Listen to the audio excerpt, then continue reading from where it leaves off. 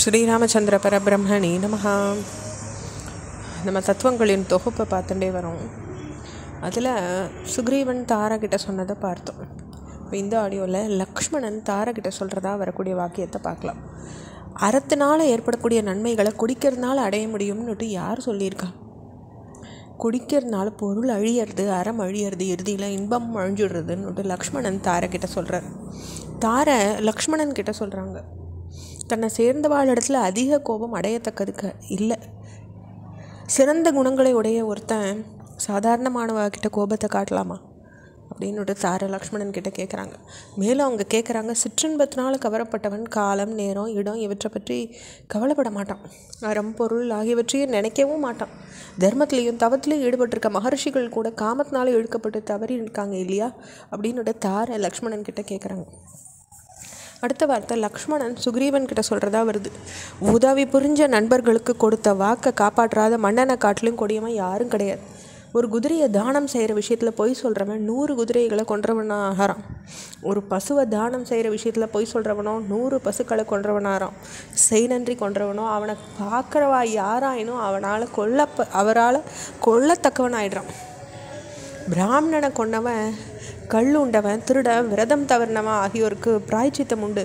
ஆனால் நன்றி கொன்றவனுக்கோ பிராய்ச்சித்தம்ன்றதே கிடையாதுன்னுட்டு லக்ஷ்மணன் சுக்ரீவன் கிட்ட சொல்கிறார். அடுத்த வார்த்தை ராமர் சுக்ரீவன் கிட்ட சொல்கிறதா வருது. அறம், பொருள், இன்பம் இந்த 3ஐயும் அதுக்கு உரிய காலத்தில் முறையாக அனுபவிக்கிறவன் தான் அரசன்னு சொல்லப்படுறான். அறம், பொருள் இந்த 2ஐயும் மறந்துட்டு இன்பத்திலேயே ஊறி தலைச்சிருக்கிறவன் அரசன் வீழ்ச்சி தான் அடையிறான் ராமர் சுக்ரீவன் கிட்ட சொல்கிறார். அடுத்தது அங்கதனுக்கு 8 வித அங்கங்கள் கூடிய புத்தியும் 4 வித பலமும் 14 குண விசேஷங்களும் இருக்கிறதா ஹனுமார் நினச்சார்னு வால்மீகி சொல்கிறார். இது வால்மீகி ராமாயணத்தில் தரப்படலைன்னா கூட அது வேறு குறிப்புகளில் இருக்குது. புத்திமானின் அறிவில் அடங்கியுள்ள 8 அங்கங்கள்னு சொல்லப்படுறதுக்கு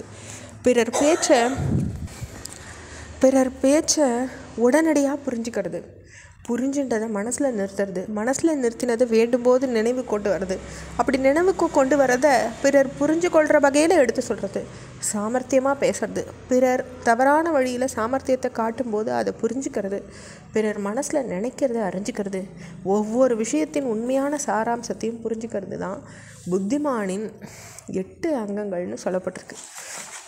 அடுத்தது 4 வித பலங்கள்.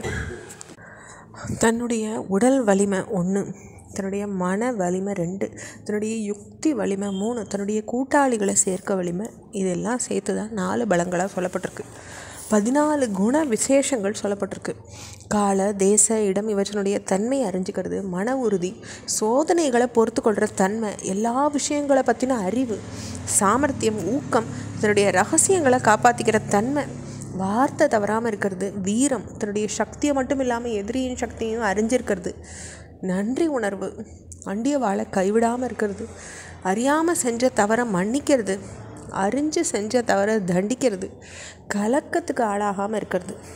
இதெல்லாம் 14 குண விசேஷங்களே சொல்லப்பட்டிருக்கு. கெடுதல்களுக்கெல்லாம் ஆரம்பம் அதைரியம்தான். தோல்வி மனப்பான்மை யாரை பிடிக்கிறதோ அவனுக்கு தோல்வி தான் நிச்சயம்னு அங்கதன் வானரர்கள்கிட்ட சொல்கிறார். அடுத்த வார்த்தை ஹனுமான் மனசில் நினச்சிக்கிறதா வருது.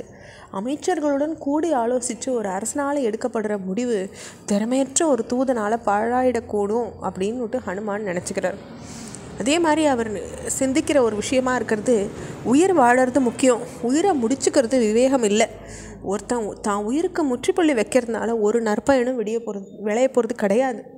மாறா தொடர்ந்து முயற்சியோடு வாழ ஒருத்தன் தீர்மானித்தான்னாக்கா அவனுக்கு ஏதாவது ஒரு நிலையில் காரியம் கைகூடுற வாய்ப்பு தோன்றக்கூடும். வாழற வந்தால் வெற்றியை பார்க்க முடியும்னு ஹனுமார் நினச்சிக்கிறார். அடுத்து சீதை ராவணன் கிட்ட சொல்கிறதா வருது. தான் மனசை கட்டுப்படுத்த முடியாதவனோ நியாயமற்ற முறையில் நடந்துக்கிறவனுமான ஒரு மன்னன் ஒரு ராஜ்யத்துக்கு கிடைச்சான்னாக்கா அந்த ராஜ்யமும் அதை சார்ந்த மக்களும் அழிவைத்தான் அடைவாங்கன்னு சீதை ராவணன் கிட்ட சொல்கிறாங்க. அடுத்த வார்த்தை ராவணன் சீத்தை கிட்ட சொல்கிறதா வருது. அமைதியாக பேசுகிற மனுஷனை பெண்கள் விரும்புவான்றது உலக இயல்பு அப்படின்னு சொல்கிறேன். இந்த தொடர்ச்சியை அடுத்த பகுதியில் பார்க்கலாம். ஸ்ரீராமச்சந்திர பரபிரம்மணே நமஹ.